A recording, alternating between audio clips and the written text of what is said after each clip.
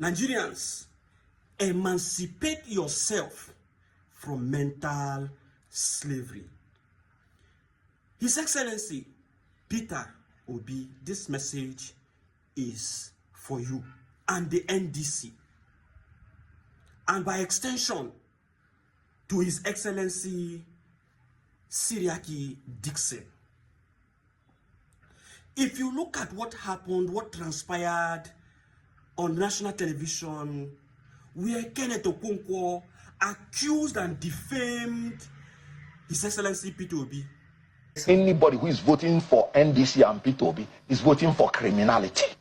And I will prove it with facts. I will call names. There is one man called Obunike Ohebu, the House of Representatives aspirant, Newi North and Newi South, and Ekusigo local government from Anambra State.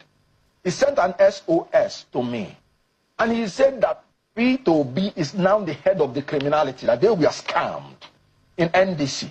And he said, Okonkwo went back to his people and made sure that every constituency produced one candidate so that they will not be scammed. But Peter Obi told them that all of them, the aspirants, should go into the field, and that they thought they were going to have primaries. Remember, Siriaki Dixon came out and said, once you pay your expression of interest form, you are not going to pay any money. When you are now the one that is nominated, that's when they will take nomination fee. And all of them ran into it. Then Peter Obi and the leaders of the Southeast now went and told them, anybody who wants to be House of Rep person, after paying that expression of interest, must pay 10 million naira bribe. And Senate, 20 million naira bribe. When they were bribe to who? Bribe to the NDC and the caucus. They call them caucus leaders in the Southeast. This was what he wrote it and sent to me, and sent me the receipt, because they told him he needed money to campaign for his presidency. Now, when they were told individually, so they thought they were now the chosen candidate, that maybe that is the nomination fee. When all of them paid, they discovered there were many. Then we are now told to go into the field for direct primary. And when they now went into the field, they thought that there was going to be genuine primary. And as they were in that field, killing themselves, Peter Obi was in John Wood Hotel. He mentioned the hotel, writing the list of candidates. And after that, they submitted it. You know what he said? He said, I am not disappointed that I lost the ticket. I am rather disappointed that I invested my time, resources, and reputation in a process that is becoming increasingly opaque and inconsistent with the democratic principles it proclaimed. We want to bring new leadership in the Southeast because of leaders like this. That is why Southeast has been coming last in Nigerian politics. Southeast people are marginalized in the federal government. We fight to eat.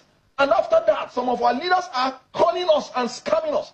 I told them that Peter is going to scam them. Yeah, but that is a political con man. Look at what is happening. I'm saying that, again, you will go to diaspora. I don't give shish, but you collect shish. Mr. Okonkwo, I think it's important. I personally would not want to blame Keneth Okonkwo. I have my reasons that I will not blame Keneth Okonkwo. A lot of persons were online blaming Keneth Okonkwo, but look deep into what he has said. The problem I have with Keneth Okonkwo is that he did not represent the fact the way it is 100%. He added salt and maggi to it and then pushed a narrative. But if you watch or saw the message that he posted on his platform, you will discover that it was members of the NDC that sent him a message, even with receipt. And in their messages, they claimed that Peter Obi was aware of the whole thing. Peter Obi was aware of the corruption that was done against them. Now, where is my annoyance coming from? My annoyance is coming from the people who reported to Keneth Okonkwo. Forget about Keneth Okonkwo. Ask yourself a deeper question. Why will a member of a party leave the political hierarchy of that party?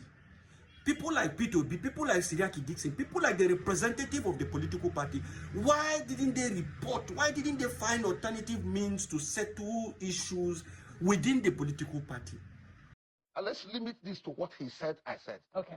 So he said that the party, the National Caucus, told us to pay 10 million naira. That is the issue.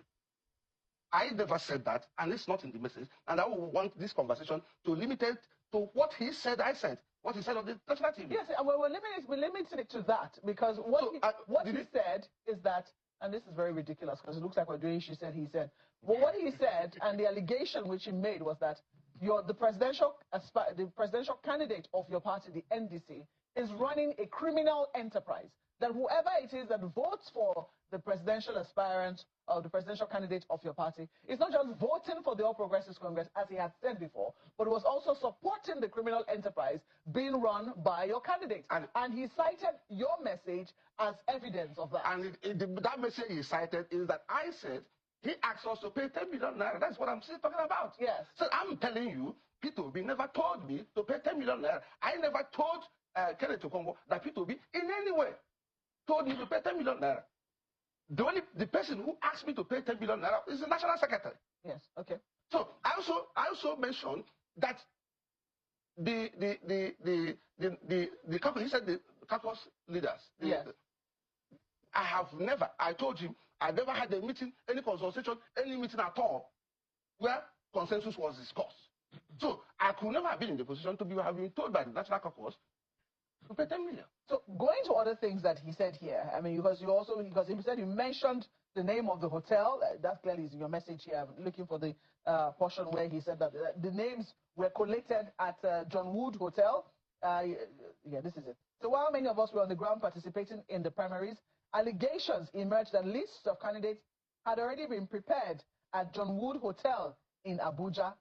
The situation became even more troubling when the party, in its press statement signed by the National Secretary, distanced itself from the controversial list, while simultaneously acknowledging circumstances that effectively rendered the outcome of our primaries meaningless. The question is, who was in John Wood Hotel? I should tell you. What I said there is there was an allegation. Yes. There was an allegation that the list had been prepared in John Wood. Okay. You do not know who. I did not. You have the message. Yes. So what I'm saying is, I never said. I did not say anybody was in. I never said so. A list of candidates was being prepared there, but the situation became more troubling when the National Secretary distanced themselves from that particular allegation, meaning that they as a party were not aware, but somebody was there.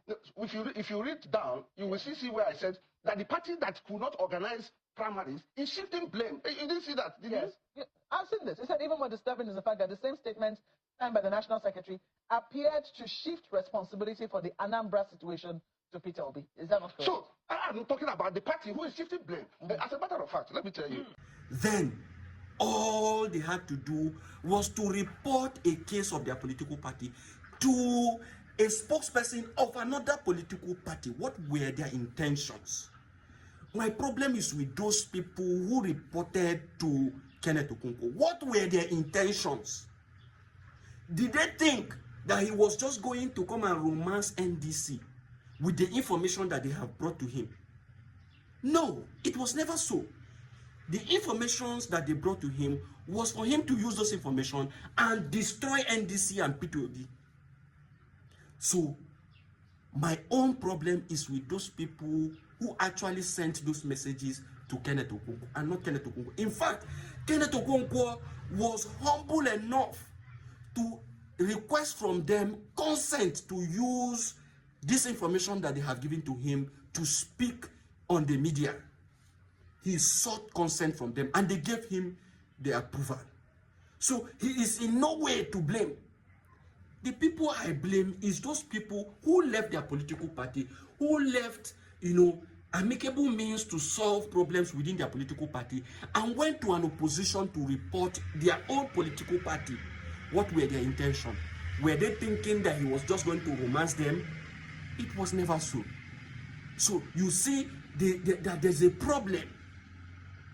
And if you look deep, I may want to believe that the hands of other political parties are in that situation.